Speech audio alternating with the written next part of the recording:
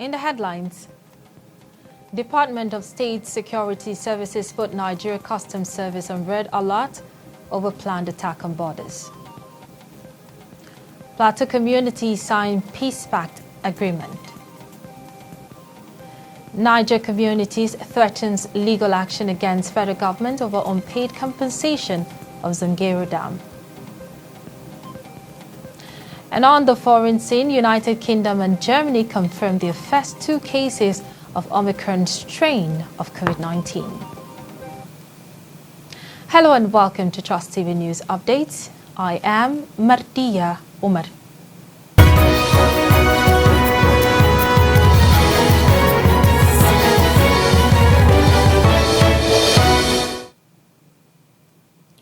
Now the news in full. Department of the State Services has put the Nigerian Customs Service on red alert over purported planned attack by insurgents on Ogun border communities and other border communities across the country. The service, in an address to Customs Area Controller, Nigeria Customs Service Ogun Area Command Abeokuta, the DSS asked customs and other security agencies in the country to put countermeasures in place to frustrate the dark plots by the insurgents. According to the Secret Service, it has intelligence that the marauders intend to hatch this sinister plot on military base in border town. And for over a decade, Nigeria has been bedeviled by deadly attack by terrorist group Boko Haram and its splinter faction, the Islamic State of West African province, with thousands of innocent Nigerians, including scores of soldiers, killed by militant fighters. Miango community in Basa local government area and Rope district in Barikin Ladi local government area of Plateau State, where hundreds of people were killed, houses and farmland destroyed, have agreed to sign Peace Pact, and they signed the agreement to work towards a new phase of the after long period of disunity of religious intolerance. This is coming through the effort of Relief Foundation of ECWA, supported by United States Agency for International Development. Our correspondent, Dixon Salami Adama, has more. Here are the 2 major religions in Miango community gathered to discuss the path of peace. This is coming following the peace efforts of Relief Foundation of ECWA with the support from United States Agency for International Development. The 2 major religions signed peace agreement to live together irrespective of religion or ethnic background. We, the Christians and Muslims in Irigwe Chiefdom, in Basa local government area of Plateau State, have accepted to work together towards supporting religious freedom in local communities in Nigeria. Following the many different discussions, forum seasons undertaken, which we have been privileged to be part of it, where various factors which led to the crisis were identified, analyzed, and possible solutions were discussed objectively during the session. Same development took place in Barkinladi local government area, where the people of Rob district also signed the peace agreement. We, the community members of Rob district, have agreed to support religious freedom and consent to practice any religion one wishes without posing threat, danger, fear, or intimidation of any sort to one another in another way based on religious background or sentiment within the local communities of Barikiladi local government area. The peace initiative by the Relief Foundation of ECWA is providing new phase of life that will usher peace and unity among various ethno-religious groups in Plateau State. This kind of program will go a long way in cementing the relationship of the people. Through this program, we will unite together and understand each other. A Christian should go to his church freely, the Muslim should go to his mosque freely, and we should all respect one's tradition, which is very, very important. We've taken a long time without such a gathering. They've touched the life of many, and they've sent a message of peace to all the communities. We want to see that this people in these various communities are able to come back together, hold their normal social gatherings like it used to be before. As part of their efforts to ensure the program is sustainable, 55 members of Miango and Rob District went home with a sum of 20,000 naira each to help improve their businesses. From there, form association that will help them maintain cordial relationships. Dixon Salami Adama, TrustTV News, Jos. And still on security, hundreds of commuters expressed concern over movement of vehicles on Kaduna-Zaria Highway, which came to a standstill on Saturday. The commuters had harrowing experience waiting for long hours on the road following checkpoints mounted by security officials, while some vehicles also broke down on the road, further adding to the gridlock. In an interview with some of the commuters, they said that they are heading to Zamfara and expressed fear to travel late hours because of the insecurity at the Kaduna-Zaria Highway. And it's a gateway for motorists traveling to Kano, Jigawa, Katsina, Zamfara and Sokoto State. German construction giant Julius Berger is awarded the contract to reconstruct and expand the road. Elsewhere, Niger State government says at least over 151,380 people, mostly peasant farmers, were displaced by the activities of bandits in the last 2 years in Niger State.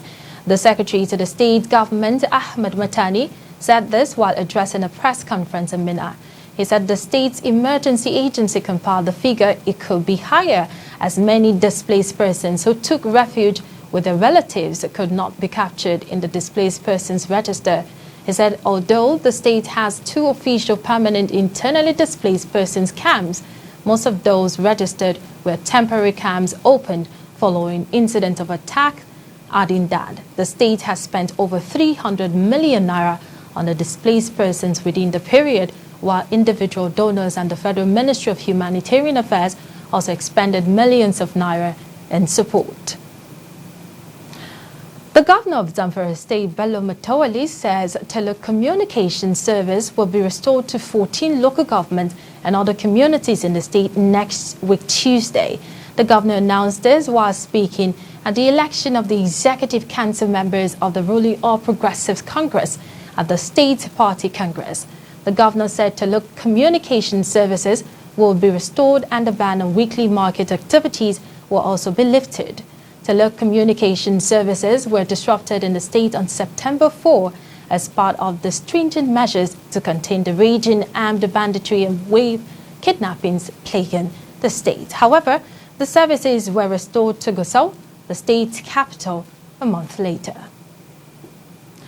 2 eminent Nigerians have proffered ways of ending persistent abduction of travelers on major highways in the country. Gunmen abducted travelers on the highway on Sunday, Monday, Tuesday and Wednesday, just as 6 people were abducted on Abuja-Lokoja Highway. Professor Usman Yusuf and Benga Hashim believes that engagement is what is required to de-incentivize ransom payment and not absolute use of military power. Kaduna, Abuja has become highway to hell. They have not been able to secure this highway in the last 6 years. A nation that has standing military and standing police force cannot secure a highway of 166 kilometers, a vital route from 9 states and Niger Republic and Benin Republic. This is a shame. We must do better. We are not doing as we need to do. There were 300 female soldiers that were brought with all the fanfare. Where are they? We must do better. There are 3 main villages along that place that are troublesome: Jere, Katari, and Rijana. You mean we cannot dominate this place? Did we not see our security force dominate Anambra State for their election? So protecting the ballot box is more important than protecting people. So government needs to do more, and it's not doing as it needs to do.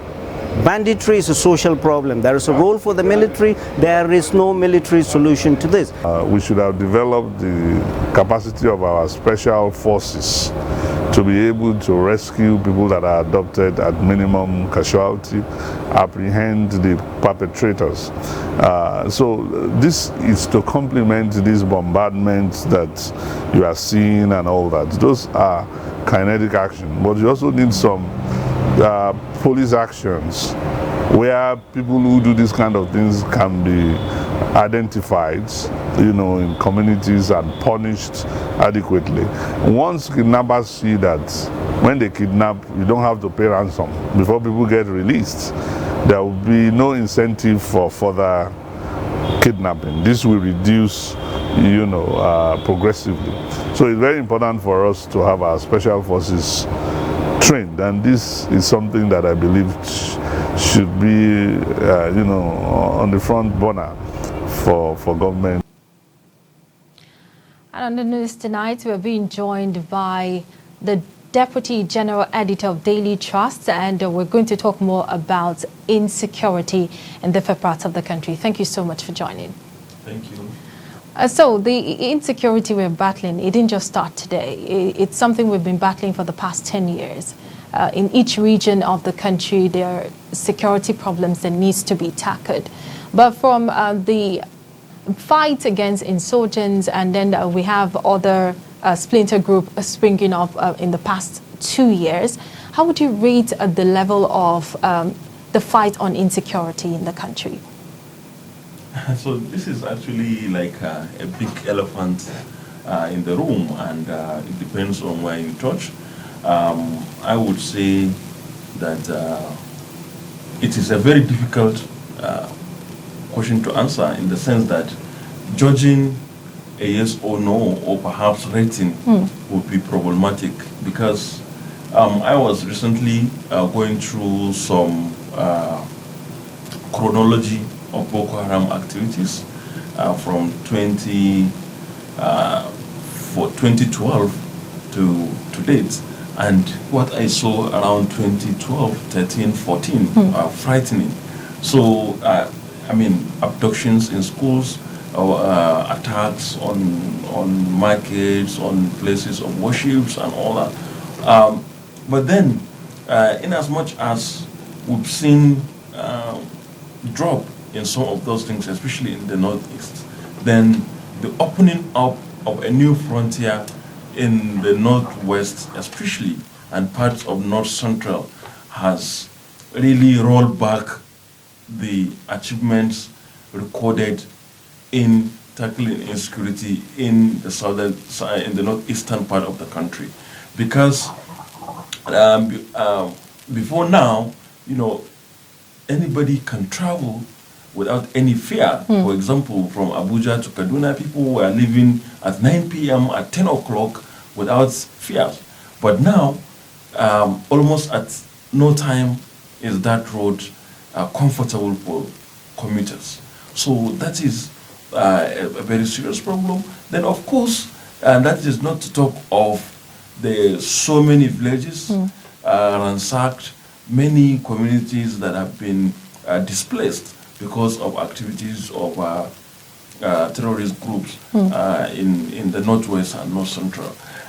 Just in this bulletin earlier, we've seen the figures from Niger State, for example, where over 150,000 people have been displaced. This is alarming, because not only because of the displacement on its surface, but the implications. I was telling somebody recently how the implications of this rural banditry on even us that are city dwellers. So many things, food and related items, the prices that the skyrocketing of the price that we're witnessing has to do directly with the security situation in major parts of of the north, because largely places like Zamfara, Katsina are food baskets, especially in terms of grains and animals, livestock. Now you can't, a lot of people can't afford beef. The prices are just, too high. Local chickens, things like that. Grains, beans that used to, which is a common staple, the prices, all of this is just out of this world. Why? Because a lot of farming communities have been displaced. And that is why there are multiplier effects of all these things. If one community is sacked, it means, tens of farmers will not be able to farm. Or like what we are witnessing these past 2 weeks, where farms are being destroyed, and a lot of places they cannot even go to the farm to harvest what they worked on. So all these things, if taken together, for me, honestly, it is difficult to give one direct judgment or, verdict on security. Because, as I said earlier, yes, there were improvements in some parts of the country, and what had happened, at some point in time. But then the situation right now is quite scary and very, very alarming to all of us. And now, the insecurity problem, started from the northeast and then to the northwest, and then right now that of the north central. Like, take for instance, Niger State started as if it was a joke, and then it started degenerating step by step. And now Niger State, like every week, is on the news for wrong reasons. That's because of the attack. Over 200 people, because like the secretary of the emergency agency said, we might have more than 151,000 people being sacked from their home. So would you say that the government is not doing enough to help the people of Niger, judging from the fact that at some point bandits hoisted their flag in Niger State? Yeah, honestly speaking, the sad reality is that without prejudice to all the efforts that authorities are putting together, is actually not enough. Government is honestly not doing enough. And some of the things are not things that you can do with a snap of the fingers. That is one problem. For example, a key problem of all this is lack of manpower.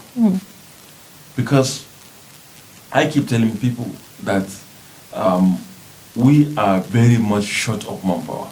The whole Nigerian armed security agencies, that is from the armed forces, the police, the DSS, they are not up to 1 million, which is less than 1% of our population. Could we say it's as a result of them being killed?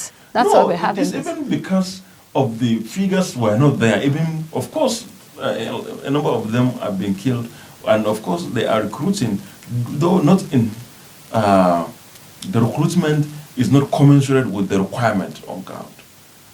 For example, maybe highest at the point recruit 200, 300, maybe, I don't know, maybe 500.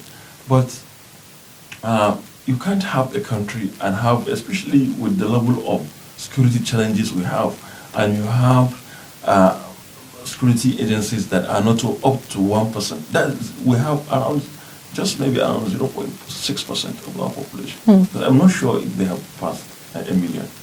So, and this is a country of over 200 million people. So that is one problem. And then, as you said at the beginning of this session, we have problems all over. If you look at the Nigerian map, you have the northeast, there's problem here. You come down to the north central, you go up here to the northwest, then you go to the south. So almost everywhere. A recent statement, says that there is internal security operation by the military in 31 states out of 36.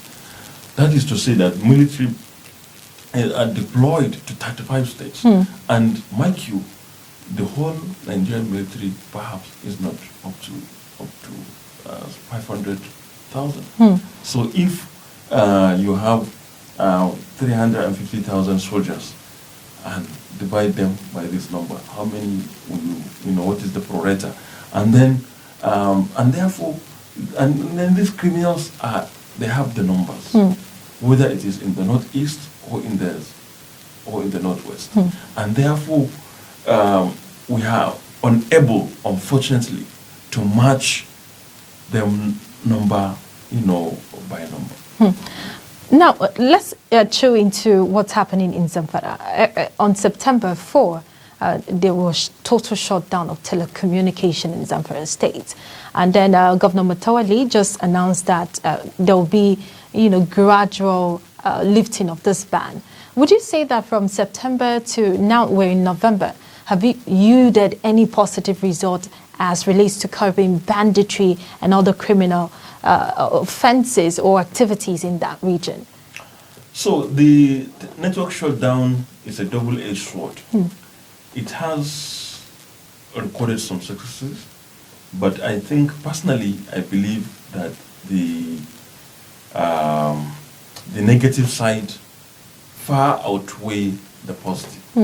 The positive side is that it has cut down the activities of informants, which is very key to all this banditry thing. That is, people who will put calls to these bandits or organize for them to attack. But there was a report that they were using walkie-talkie to communicate with each other. Yeah, that is communication among themselves. Okay. But communication with the informants, who will, for example, say, oh, we have just seen a car, a strange person passing by, or that, oh, so house there is a visitor, maybe you can come tonight. You understand? Things like that. But there was that. Everybody acknowledges that we have production in that respect. But there are other downsides, and the downsides are majorly two.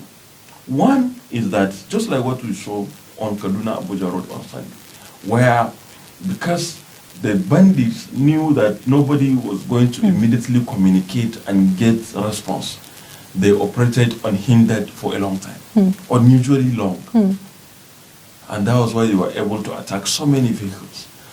But, so what I'm saying is, the cut in communication meant that people cannot make calls to alert other people or security agents on impending or ongoing attacks.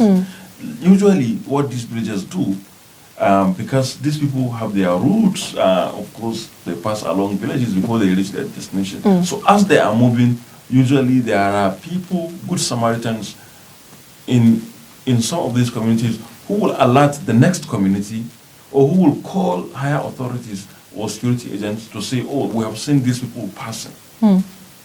We have seen these people passing, can we do something? Or people tell the next village, you people should be on alert.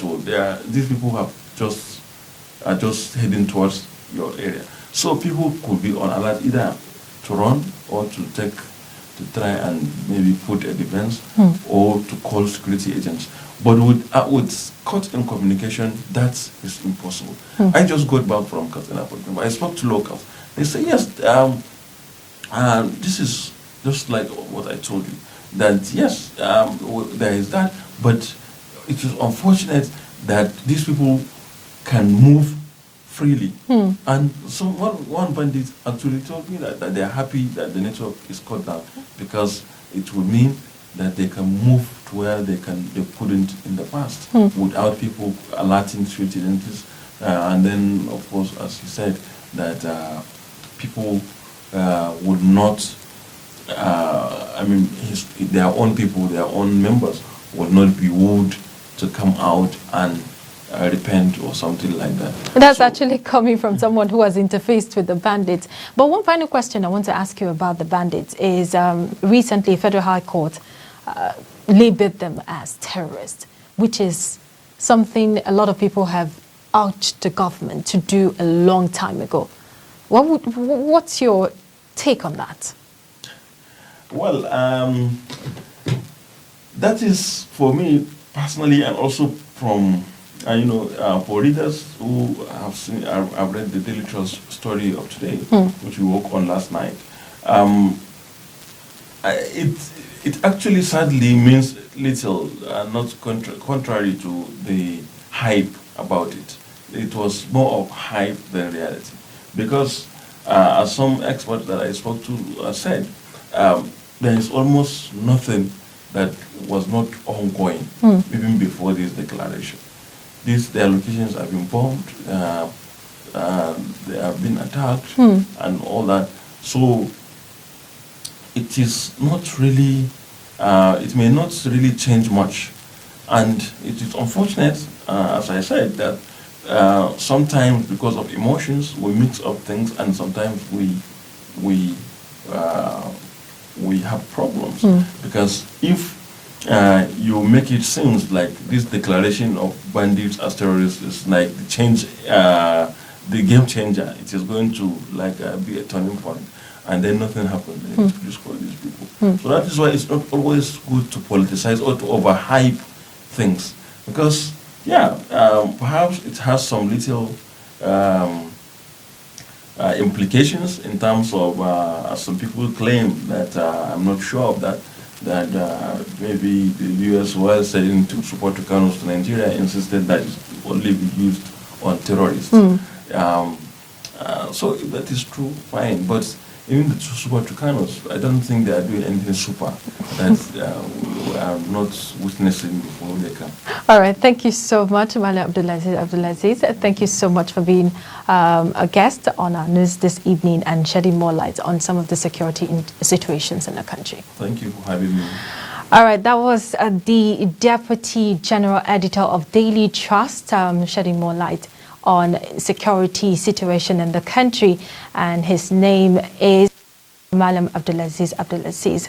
And moving on to more news, no fewer than 120 members of the Civilian Joint Task Force, CJTF, hunters and vigilante have been trained on mine risk education by Northeast Development Commission, NEDC, in collaboration with Make Safe Humanitarian Safety Service and NGO. Speaking at the end of the 3-day training exercise in Yola, the executive officer of Make Safe Humanitarian Safety Service said that the program was an integral part of President Muhammadu Buhari's administration's safety plan for the Northeast. In another development, hundreds of commuters expressed concern over movement of vehicles on Kaduna-Zaria Highway, which came to a standstill on Saturday. The commuters had a harrowing experience waiting for long hours, and it was mounted by security officials while vehicles also broke down on the road. We'll give you details of that in our subsequent bulletin. But now we'll go for a break.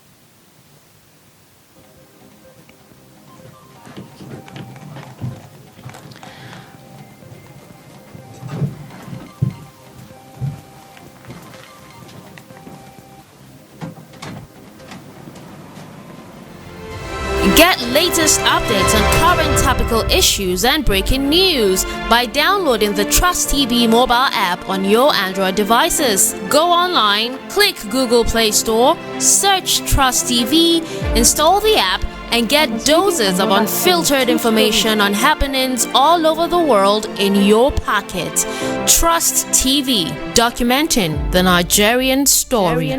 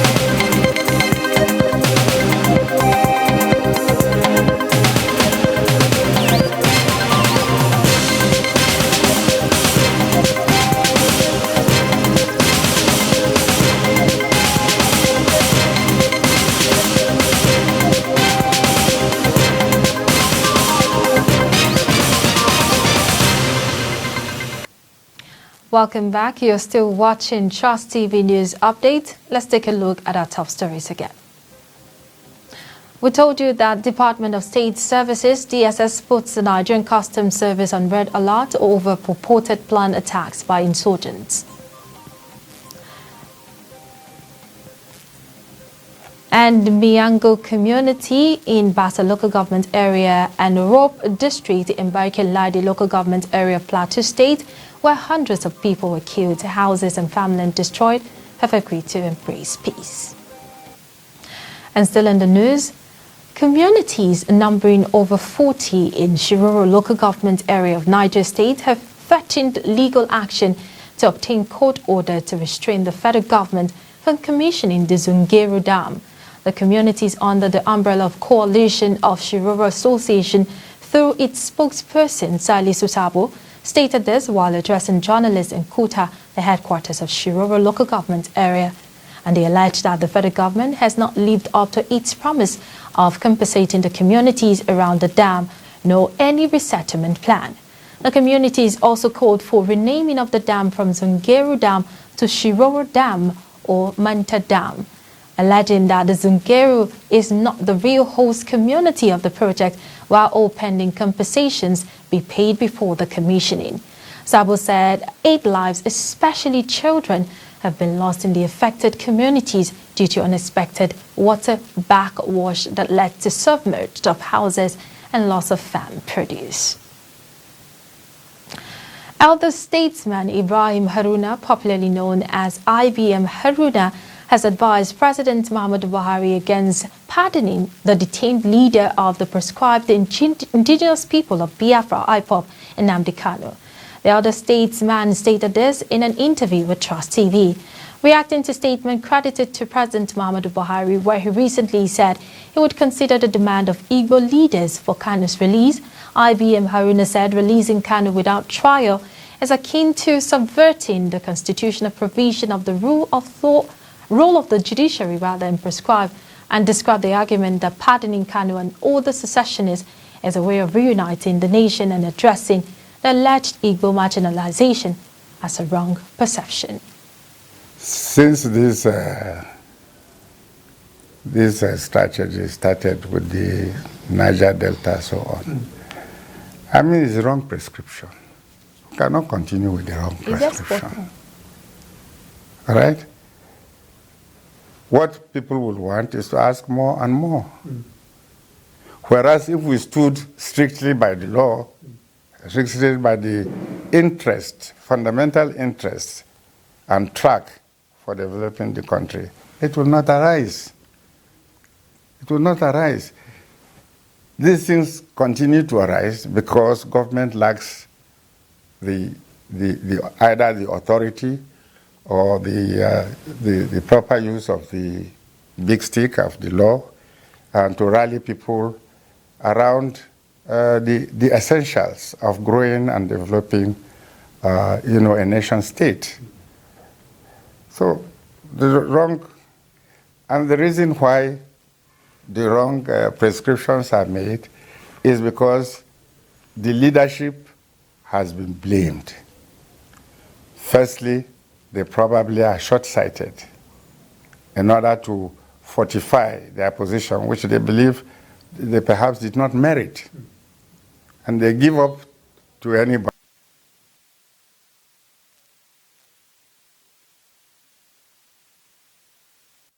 Movement NCM has called on President Muhammadu Buhari to ensure justice and rule of law to prevail in determining the fate of the leader of proscribed indigenous people of Biafra, IPOB, Nnamdi Kanu, which is before the court.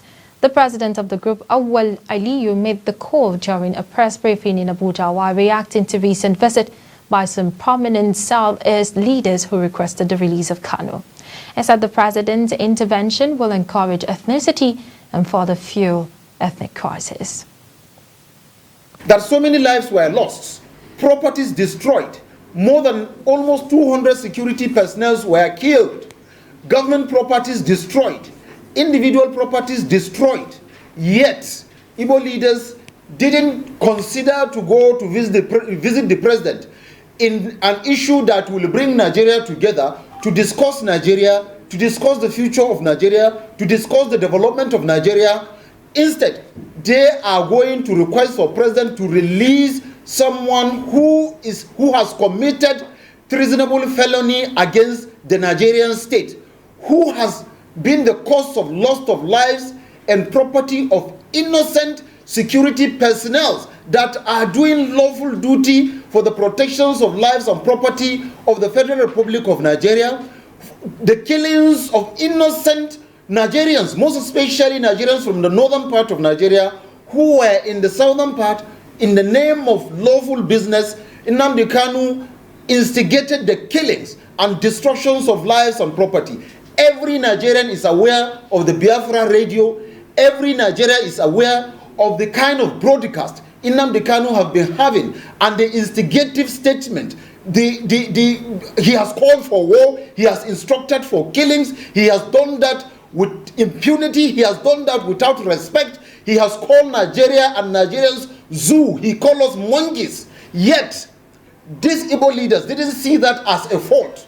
They are going to the federal government to demand that Nnamdi Kanu be released just like that unconditionally in the name of whatever they think. For as long as the president deems it fit to provide that opportunity for the Igbos to go and begin to demand for Nnamdi Kanu, there are so many other northerners that were arrested in issues that is not even as close as that of Nnamdi Kanu. But no northerner has ever gone to the president to request for the release of those people, because we know the law, we believe in the law, we respect the law, and we are allowing the law to take its course on anybody that commit whatever kind of crime.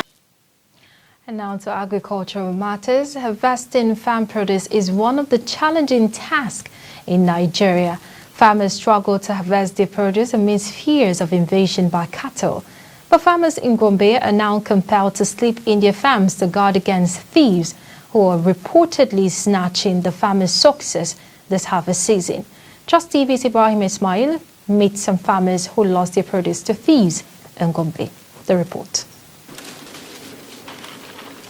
Harvesting period is a time for farmers to smile as they take home the fruit of their labor, signaling the end of farming activities at the end of the season.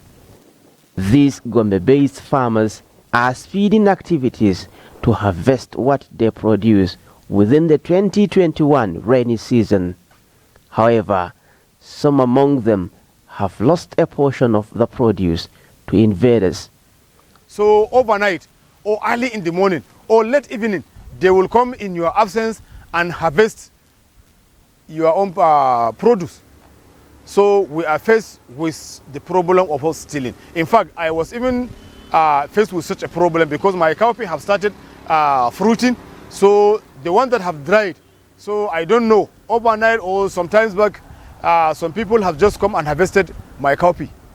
Kana kokarin neman abinda zaka rufa kanka asiri to masu zaune gari banza su kuma suna nan ba abinda za su yi sai dai idan kun yi a zo ana ta tattaba muku amfani. Ni dai an taba mini kaɗan amma na samu na daunawa na komar gida, to yanzu ina tare da makwabta na muna kokari mu ma su ma mu taya su samu su gama su komar da amfanin su gida.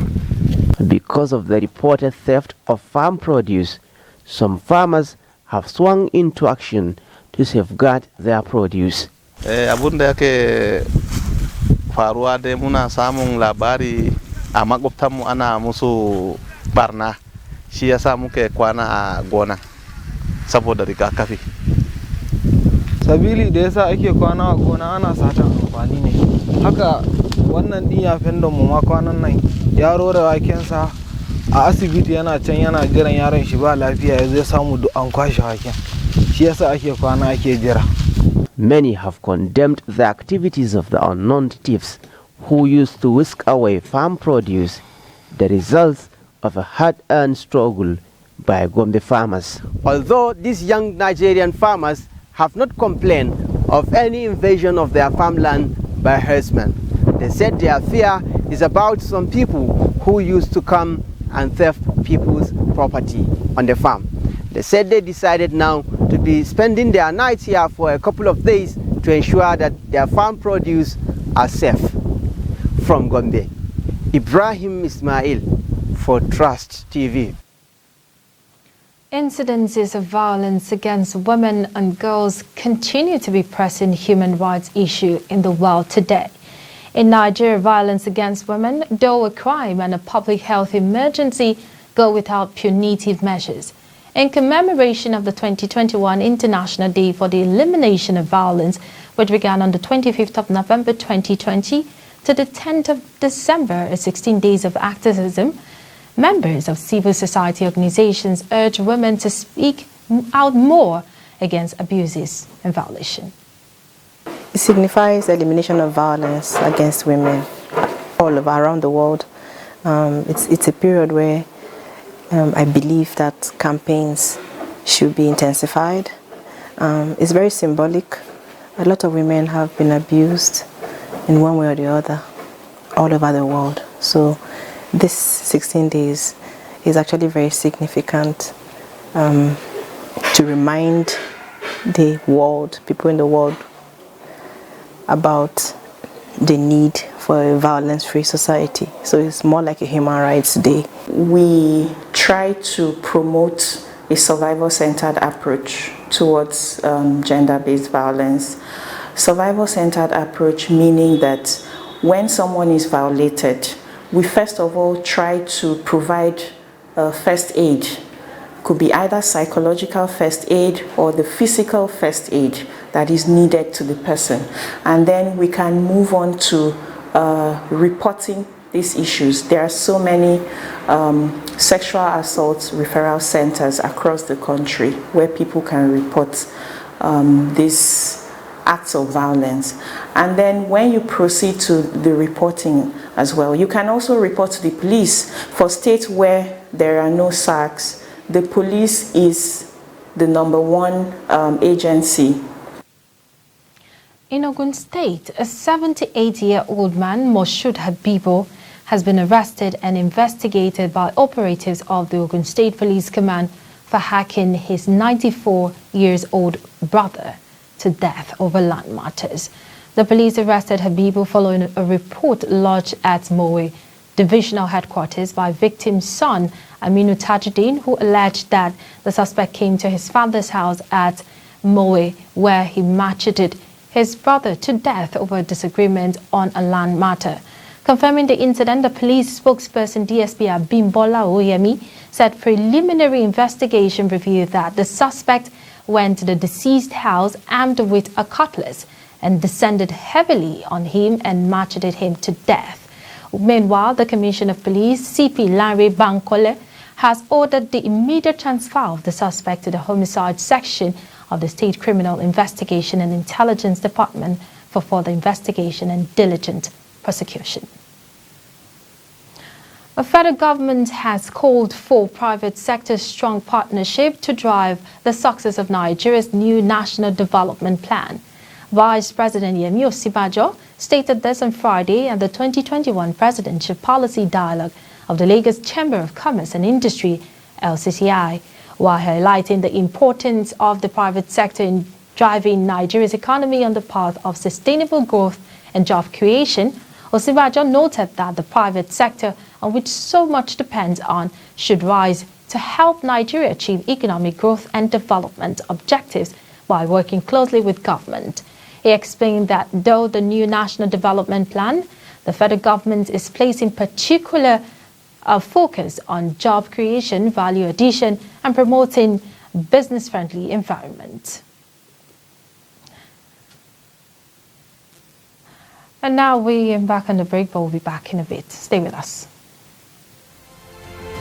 Get latest updates on current topical issues and breaking news by downloading the TrustTV mobile app on your Android devices. Go online, click Google Play Store, search TrustTV, install the app, and get doses of unfiltered information on happenings all over the world in your pocket. TrustTV, documenting the Nigerian story.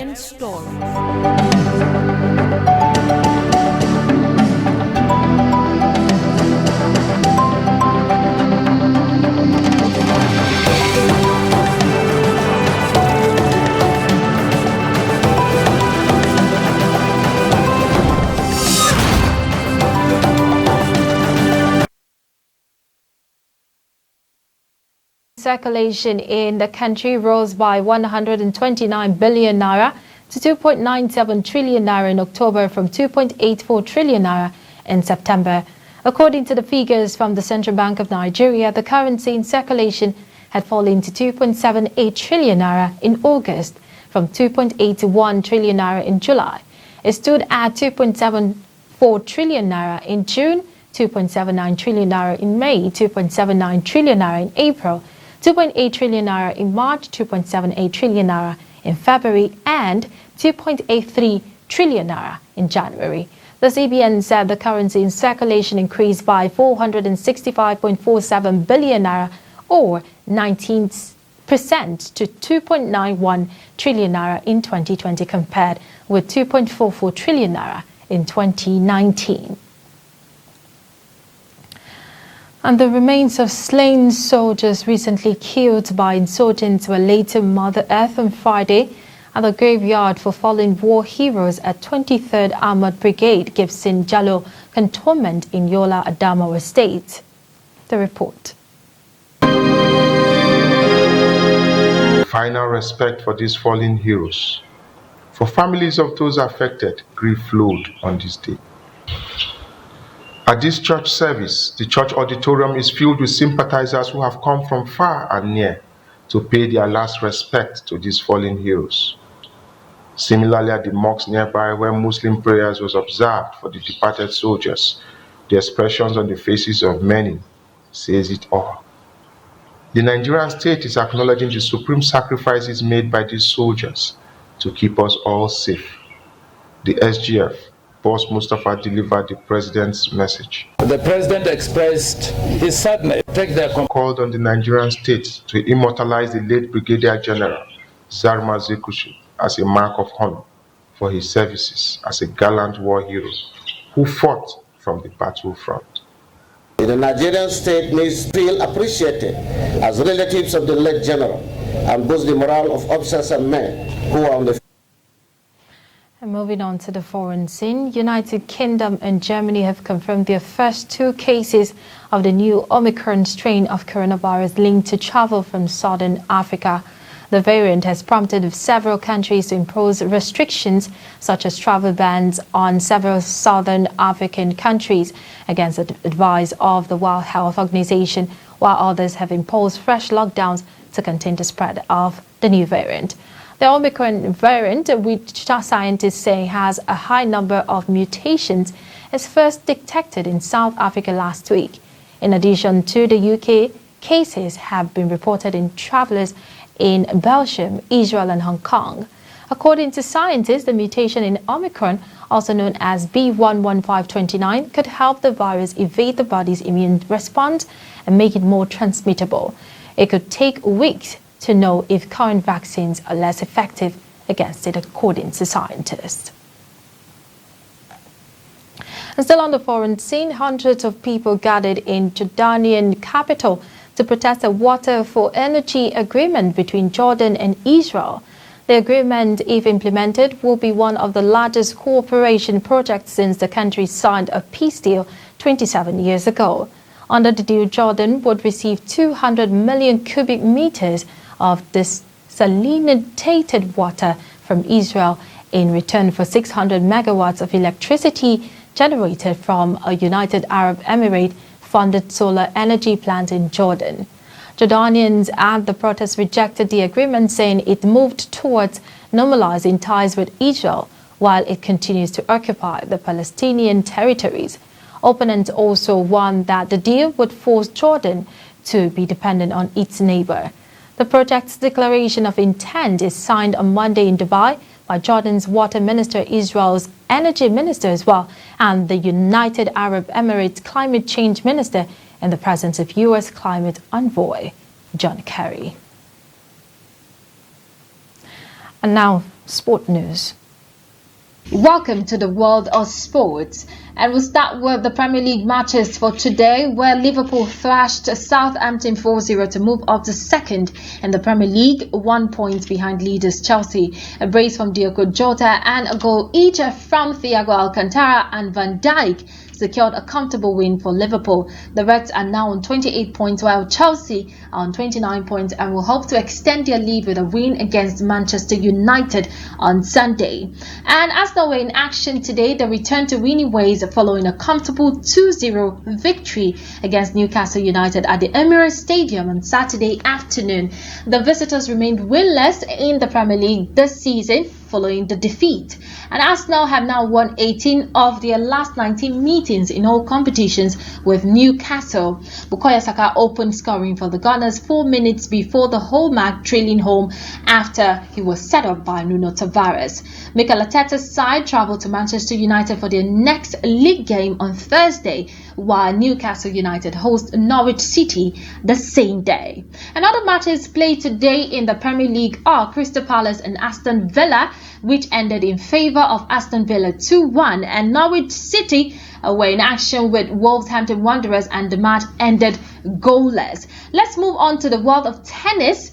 In the Davis Cup, Cameron Norrie and Dan Evans both battled to give Great Britain a 2-1 win over France in their Davis Cup tie. British number 1 Norrie claimed a gutsy 6-2, 7-6, 10-8 win over Arthur Rinderknech to seal the best of 3 tie in Innsbruck, Austria. Evans had earlier beaten Adrian Manarino 7-5, 6-4 in a high-quality encounter. However, Rinderknech and Nicolas Mahut claimed a consolation 6-1, 6-4 win over Joe Salisbury and Neil Skowski in the doubles rubber. The tie is Great Britain's first in Group C, with the top teams from each group and the 2 best runner-up qualifying for the quarterfinals. Great Britain will be guaranteed qualification as group winners if they beat the Czech Republic on Sunday, and victory over the Czechs on Sunday would guarantee Great Britain a place in the quarterfinals. A 3-0 defeat would mean an early flight home, and a 2-1 defeat will see the group resolved by the percentage of sets won by each team. And let's move on to golf, where South African Tristan Lawrence took victory in the Joburg Open after the event was reduced to 36 holes because of COVID-19 and bad weather. The emergence of the Omicron variant meant the Johannesburg tournament had been hit by withdrawals and retirement as European golfers rushed home from South Africa with travel bans imminent. Thunderstorm and poor weather meant no more play was possible, and the totals were taken from just 2 rounds. Lawrence won with a score of 11 under. It was 24-year-old Lawrence's first success on the European Tour. And that's all in the world of sports today. And that wraps up the news update at this hour. Don't forget to subscribe to our YouTube channel and follow us across all social media platforms. I am Martia Umar. Thank you for watching and have a good night.